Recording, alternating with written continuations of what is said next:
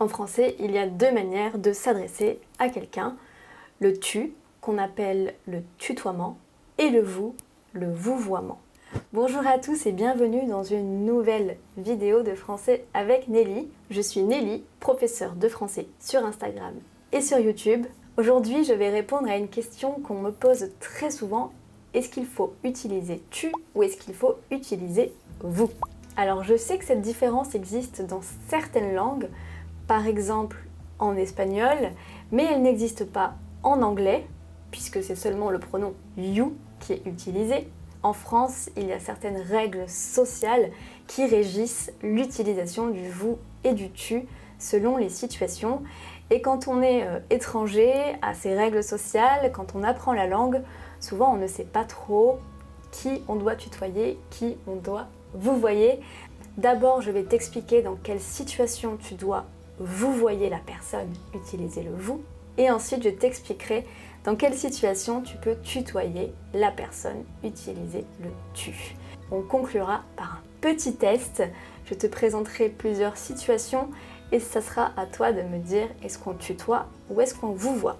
Je t'invite dès à présent à t'abonner à la chaîne et à mettre un petit like sur la vidéo si tu l'apprécies.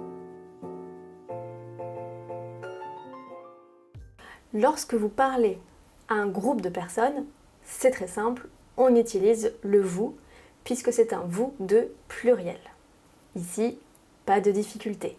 En revanche, quand vous parlez à une seule personne, est-ce que vous utilisez vous? Est-ce que vous utilisez tu? Eh bien, ça dépend de la situation. Je précise que ces règles sociales peuvent être différentes selon les pays francophones.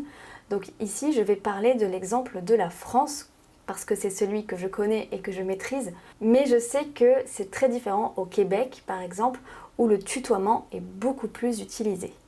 Le vous, il crée une distance entre deux personnes et donc du respect.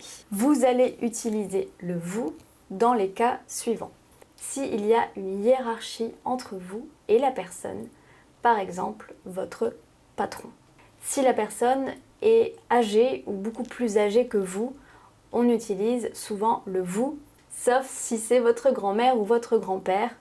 En général, on tutoie. Si la personne a un rôle d'autorité vis-à-vis de vous, par exemple votre professeur ou un policier. Et enfin, si la personne vous offre un service, par exemple un serveur. En règle générale, quand vous rencontrez quelqu'un pour la première fois, on va utiliser le vous.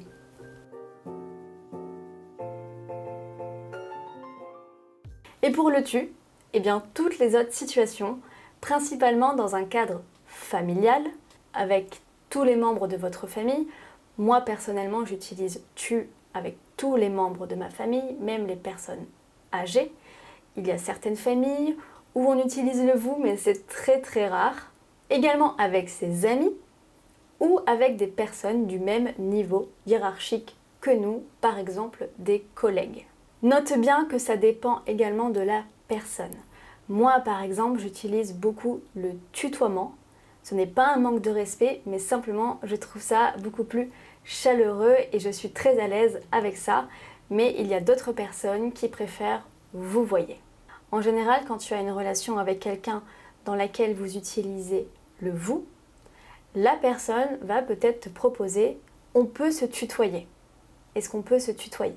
Ça veut dire qu'elle se sent à l'aise pour utiliser le tu avec toi. Ce n'est pas du tout un manque de respect, c'est simplement pour te mettre à l'aise et peut-être avoir des relations plus amicales. Je te conseille d'accepter si tu es à l'aise avec ça. Ça serait peut-être un peu vexant pour la personne qui te propose ça si tu réponds « non, je préfère qu'on se vouvoie ». Ça montre que tu préfères garder une distance et donc que tu refuses sa proposition. Et ça peut mettre mal à l'aise la personne en face de toi. Donc je te conseille d'accepter, mais bien sûr, c'est toi qui choisis. On fait un petit test. Tu entres dans une administration, par exemple à la mairie. On utilise le vous parce que c'est un service et c'est quelqu'un qu'on ne connaît pas, donc c'est le vous. Avec ton directeur. Le vous, évidemment, puisque c'est ton supérieur hiérarchique.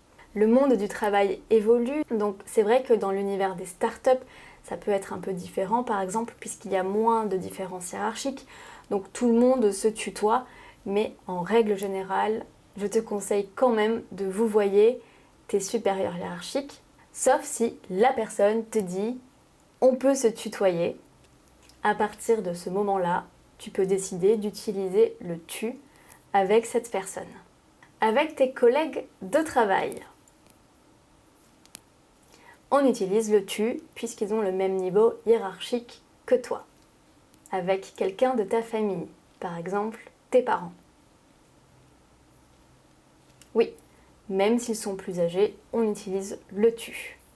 Avec ton professeur, le vous, oui.